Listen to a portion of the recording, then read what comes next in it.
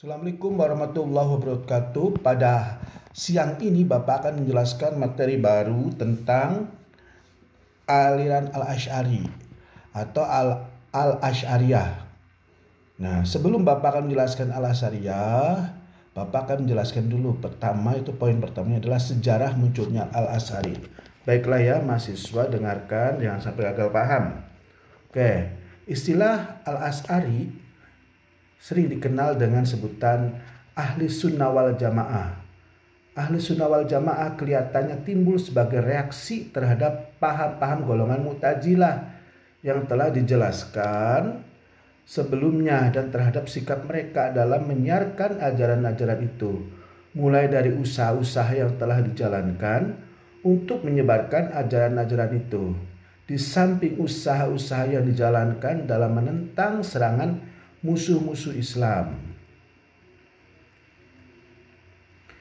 Istilah ini kelihatannya banyak dipakai sesudah timbulnya aliran-aliran Al-Asy'ari dan Al-Maturidi, dua aliran yang menentang ajaran-ajaran Mu'tazilah. Dalam hubungan dengan ini, Tashi Kubro Zadah menerangkan, dan aliran Ahlussunnah wal Jamaah muncul atas keberanian dan usaha Abu Hasan Al-Asy'ari sekitar tahun 300 Hijriah. Karena ia lahir di tahun 260 Hijriah dan menjadi pengikut Mu'tazilah selama 40 tahun. Dengan kata lain, Al-Asy'ari keluar dari golongan Mu'tazilah sekitar tahun 300 Hijriah dan selanjutnya membentuk aliran teologi yang kemudian dikenal dengan namanya sendiri. Tetapi lama sebelum lahirnya aliran Al-Asy'ari, kata-kata sunnah dan jannah, sunnah dan jamaah telah dijumpai dalam tulisan-tulisan Arab. Umpamanya dalam surat Al-Ma'mun kepada gubernurnya Ishaq ibnu Ibrahim yang ditulis di tahun 218 Hijriah, yaitu sebelum Al-Asy'ari lahir. Tercantum kata-kata wa nasu anfusahum ila al-sunnah. Mereka mempertalikan diri mereka dengan sunnah, dan kata-kata ahlu al-haq wa al-ad-din wa al-jamaah, hal kebenaran, agama dan jamaah. Bagaimanapun yang dimaksud dengan ahlu sunnah wal jamaah dalam lapangan teologi Islam adalah kaum Al-Asy'ari dan kaum Maturidi.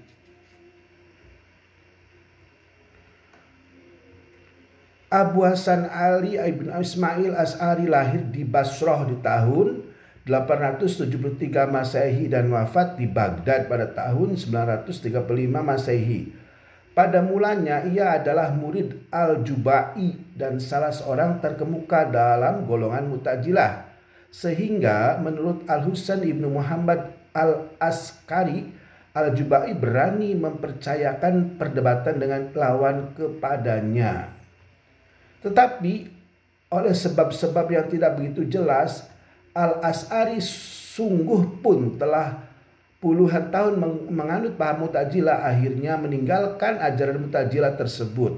Sebab yang biasa disebut yang berasal dari Al-Subki dan Ibnu Asakir ialah pada suatu malam Al-Asy'ari bermimpi. Dalam mimpi itu mazhab Mu'tazilah salah. Sebab lain bahwa Al-Asy'ari berdebat dengan gurunya Al-Jubai, dan dalam perdebatan itu guru tak dapat menjawab tantangan murid. Salah satu perdebatan itu menurut Al-Subki berlaku sebagai berikut. Misalnya pembicaraannya ya, Al-Asy'ari, bagaimana kedudukan ketiga orang berikut, mukmin, kafir dan anak kecil di akhirat?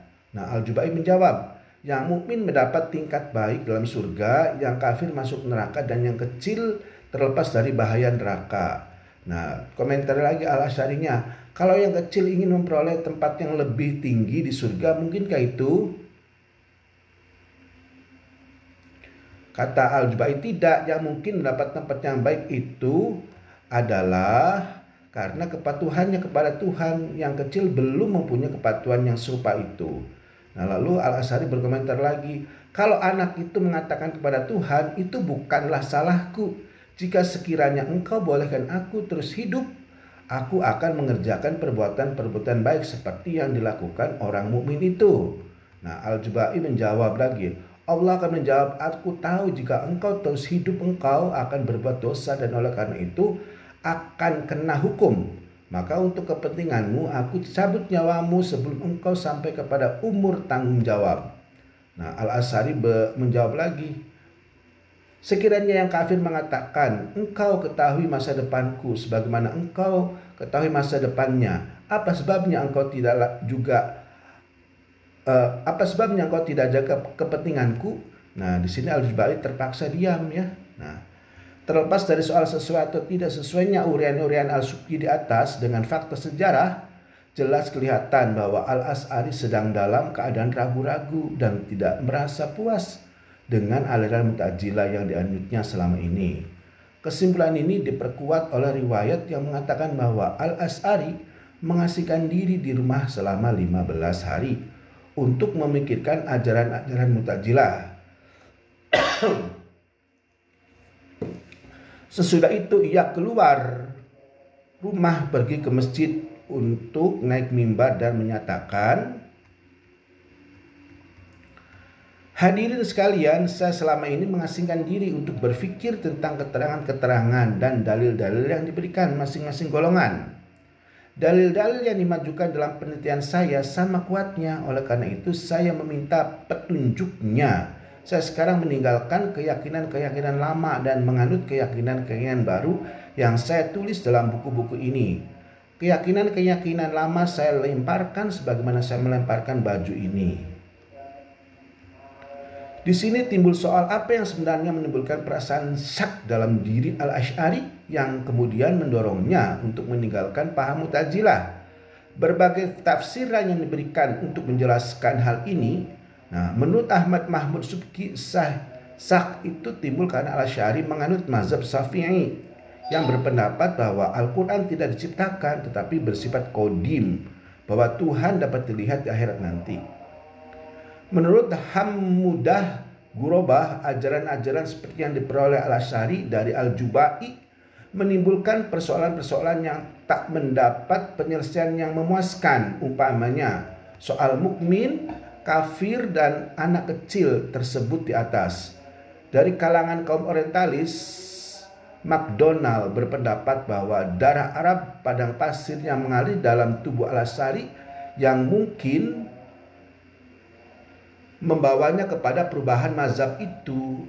Arab padang pasir bersifat tradisional dan fatalistik, sedang kaum Mu'tazilah bersifat rasional dan percaya pada kebebasan dalam kemauan dan perbuatan.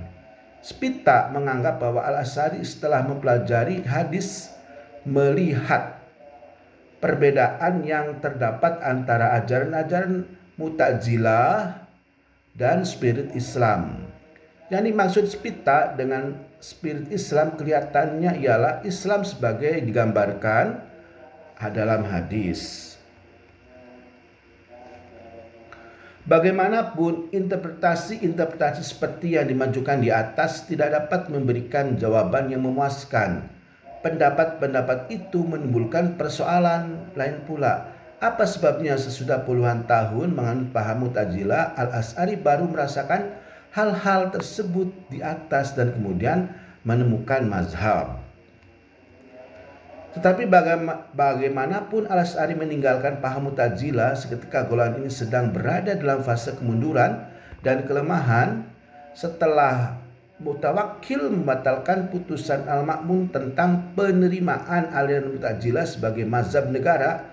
Kedudukan kaum Mu'tazilah mulai menurun, apalagi setelah Al-Mutawakkil menunjukkan sikap penghargaan dan penghormatan terhadap diri Ibnu Hambal, lawan Mu'tazilah terbesar waktu itu.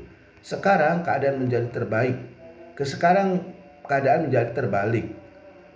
Ibnu Hambal dan pengikut-pengikutnya menjadi golongan yang dekat dengan pemerintah, sedang kaum Mu'tazilah selama ini mulai merasa bebas untuk menyerang mereka. Dalam keadaan serupa ini timbul pula perpecahan di dalam golongan Mu'tazilah sendiri. Bahkan sebagian pemuka-pemukanya meninggalkan barisan Mu'tazilah seperti Abu Isa al-Warraq dan Abu al-Husain Ahmad ibnu al-Rawandi. Dalam suasana demikianlah Al-Asy'ari keluar dari golongan Mu'tazilah dan menyusun teologi baru yang sesuai dengan aliran orang yang berpegang kuat pada hadis.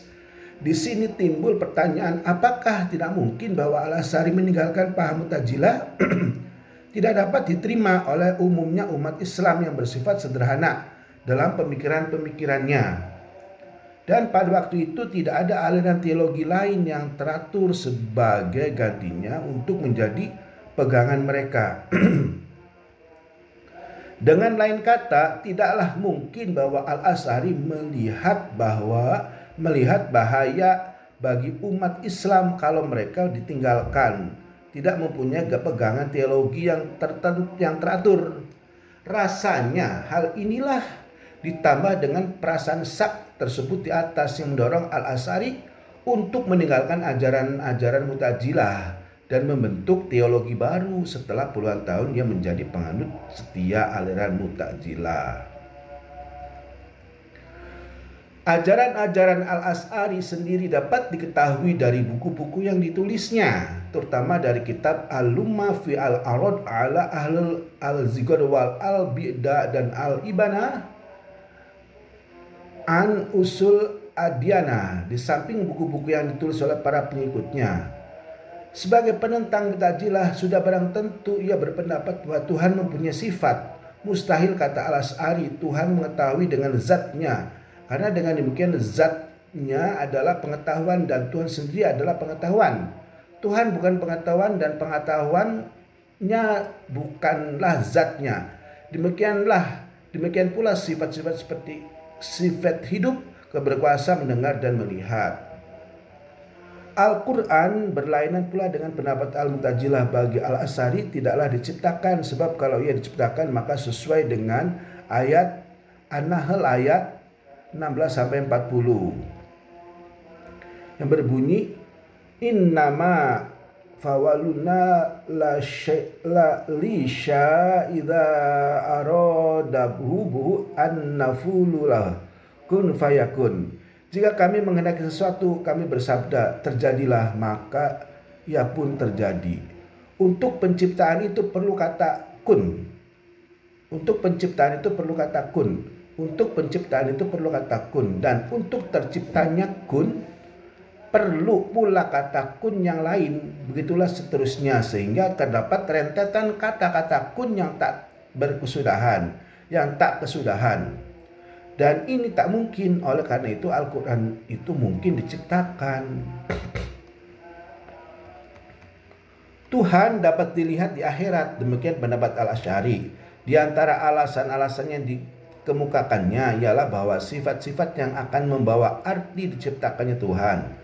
Sifat dapatnya Tuhan dilihat tidak membawa kepada hal ini, karena apa yang dilihat itu tidak mesti berarti bahwa Tuhan harus bersifat diciptakan. Perbuatan-perbuatan manusia bagi Al-Asy'ari bukanlah diwujudkan oleh manusia sendiri sebagaimana pendapat Mu'tazilah, tetapi diciptakan oleh Tuhan. Perbuatan kufur adalah buruk, tetapi orang kafir ingin supaya perbuatan kufur itu sebenarnya bersifat baik. Apa yang dikehendaki orang kafir ini tidak dapat diwujudkannya. Dengan demikian, yang diwujudkan perbuatan kufur itu bukanlah orang kafir yang tak sanggup membuat kufur bersifat baik, tetapi Tuhanlah yang mewujudkannya, dan Tuhan mau dan Tuhan memang berkehendak supaya kufur bersifat buruk. Demikian pula yang menciptakan pekerjaan iman bukanlah orang mukmin yang tak sanggup membuat iman bersifat tidak berat dan sulit, tetapi Tuhanlah yang menciptakannya, dan Tuhan memang menghendaki supaya iman bersifat berat dan sulit. Inilah istilah yang dipakai Al-Asy'ari untuk perbuatan manusia yang diciptakan Tuhan ialah al-kasb, dan dalam mewujudkan perbuatan yang diciptakan itu, daya yang ada dalam diri manusia tak mempunyai efek. Al-Asy'ari seterusnya menentang paham keadilan Tuhan yang dibawa kaum Mu'tazilah. Menurut pendapatnya, Tuhan berkuasa mutlak dan tak ada satupun yang wajib baginya. Tuhan berbuat sekehendaknya. Sehingga kalau ia memasukkan seluruh manusia ke dalam surga, bukanlah ia bersifat tidak adil, dan jika ia memasukkan seluruh manusia ke dalam neraka, tidaklah ia bersifat zalim. Dengan demikian, ia juga setuju dengan ajaran Mu'tazilah tentang al-wa'id wal al-adil. Juga ajaran tentang posisi menengah ditolak. Bagi Al-Asy'ari, orang yang bersifat berdosa tetap mukmin karena imannya masih ada. Tetapi karena dosa besar yang dilakukannya yang menjadi fasik, maka dalam dirinya akan tidak terdapat kufur, atau maka dalam dirinya akan tidak didapati kufur atau iman. Dengan demikian bukanlah ia ateis dan bukan pula monoteis. Tidak teman dan tidak pula musuh. Hal serupa ini tidak mungkin, oleh karena itu tidak pula mungkin bahwa orang berdosa besar bukan mukmin dan bukan pula tidak kafir. Ya, itu adalah sejarahnya. Nah, sekarang bagian kedua adalah perkembangan Al-Asy'ari. Nah, ya adik-adik, silakan mahasiswa simak kembali ya. Perkembangan Al-Asy'ari. Kalau Al-Asy'ari merupakan pemuka yang pertama membentuk aliran yang kemudian memakai namanya, maka pemuka-pemuka yang memperkembangkan aliran itu adalah pengikut-pengikutnya. Salah satu di antara pengikut yang terpenting adalah Muhammad ibnu Al-Thayyib ibnu Muhammad Abu Bakar Al-Baqilani. Ia memperoleh ajaran-ajaran Al-Asy'ari dari dua muridnya, yaitu Ibnu Mujahid dan Abu Ala Al-Hasan Al-Bahidi, dan wafat di Baghdad tahun 1300 Masehi. Tetapi Al-Baqilani tidak begitu saja menerima ajaran-ajaran Al-Asy'ari. Dalam beberapa hal ia tidak sepaham dengan Al-Asy'ari. Apa yang disebut sifat Allah umpamanya bagi Al-Baqilani bukanlah sifat tetapi hal, sesuai dengan pendapat Abu Hasim dari Mu'tazilah. Sesungguh pun ia pada mulanya mempunyai pendapat-pendapat yang sebaiknya. Selanjutnya, ia juga tidak sepaham dengan Al-Asy'ari mengenai paham perbuatan manusia. Kalau bagi Al-Asy'ari perbuatan manusia adalah diciptakan Tuhan seluruhnya. Menurut Al-Baqilani, perbuatannya yang diwujudkan Tuhan ialah gerak yang terdapat dalam diri manusia. Adapun bentuk atau sifat dari gerak itu dihasilkan oleh manusia sendiri. Dengan kata lain, gerak dalam diri manusia mengambil berbagai bentuk: duduk, berdiri, berbaring, berjalan, dan sebagainya. Gerak sebagai jenis adalah ciptaan Tuhan, tapi duduk, berdiri, berbaring, berjalan, dan sebagainya yang merupakan spectus dari gerak adalah perbuatan manusia. Manusialah yang membuat gerak yang diciptakan Tuhan itu, mengambil bentuk sifat duduk, berdiri, dan sebagainya. Dengan demikian, kalau bagi Al-Asy'ari, daya manusia dalam kasab tidak mempunyai efek. Bagi Al-Baqilani, daya itu mempunyai efek.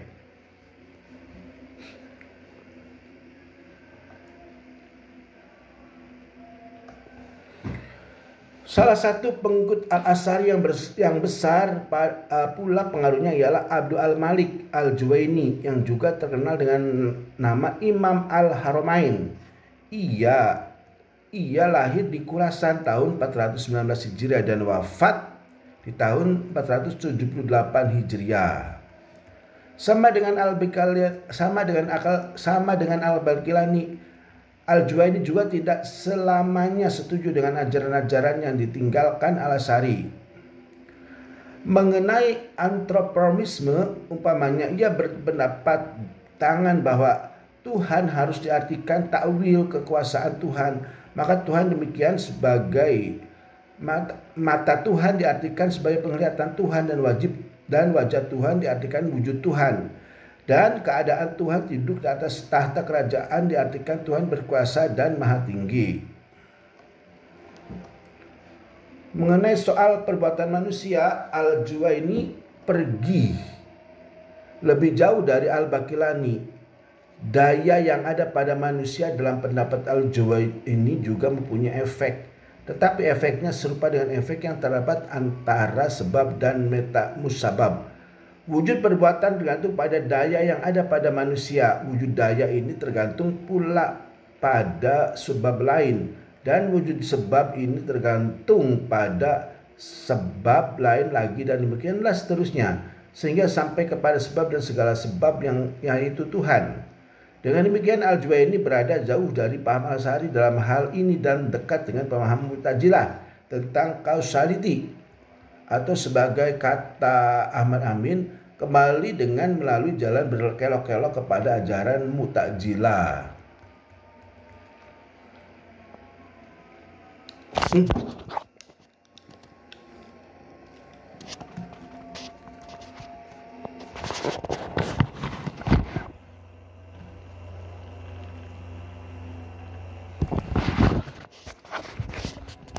Abu Hamid Al-Ghazali yang lahir tahun 1058 sampai 1111 adalah pengikut Al-Asy'ari yang terpenting dan terbesar pengaruhnya pada umat Islam yang beraliran Ahlus Sunnah wal Jamaah. Berlainan dengan gurunya Al-Juwaini dan dengan Al-Baqillani, paham teologi yang dimajukannya boleh dikatakan tidak berbeda dengan paham-paham Al-Asy'ari.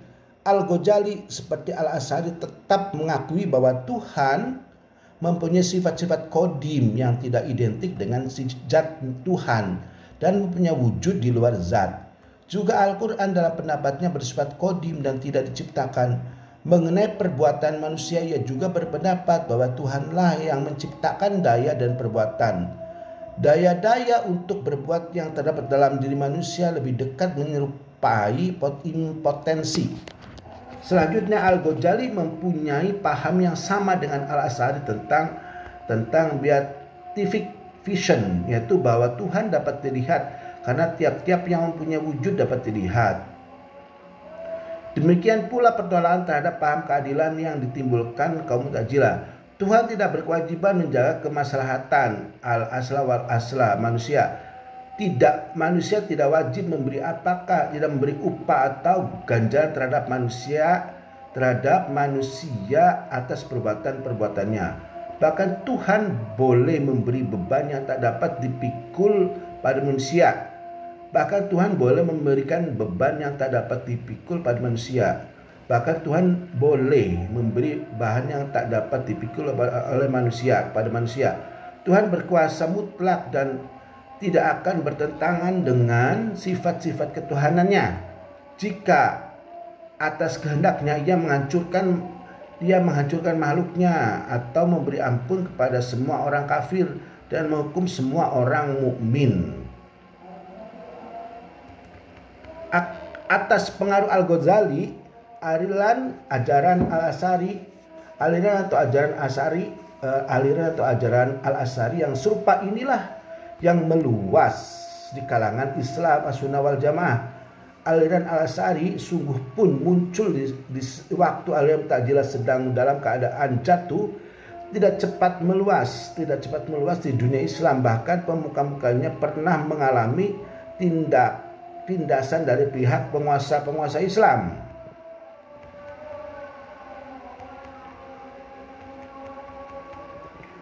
Setelah dijatuhkan oleh Al-Mutawakkil di tahun 848, kaum Mu'tazilah mendapat kesempatan untuk naik kembali di zaman berkuasanya dinasti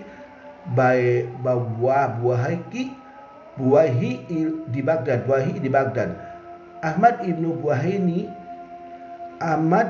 Buwayhi, kepala dinas yang beraliran Syiah, menyerang dan menguasai Baghdad di tahun 945. Dinasti Buwayhi berkuasa di ibu kota Bani Abbas ini sampai tahun 1055. Di zaman ini orang-orang Mu'tazilah mulai kembali menduduki posisi-posisi penting dalam negara, seperti Abu Muhammad Abdullah ibnu Ma'ruf, hakim kepada Qadi al-Qodah, kerajaan Bani Abbas di Baghdad, dan Abdul al-Jabbar Ahmad Abdul al-Jabbar, hakim kepada daerah Ray. Juga diadakan majelis besar untuk pengajaran aliran Mu'tazilah. seperti Majelis Abu Hasan Muhammad bin Thayyib al-Basri di Baghdad dan Majelis Asim Ibnu Raja al-Dahlan. Kalau 100 tahun sebelumnya kaum Mu'tazilah mendapat sokongan kuat dari Khalifah Al-Ma'mun, maka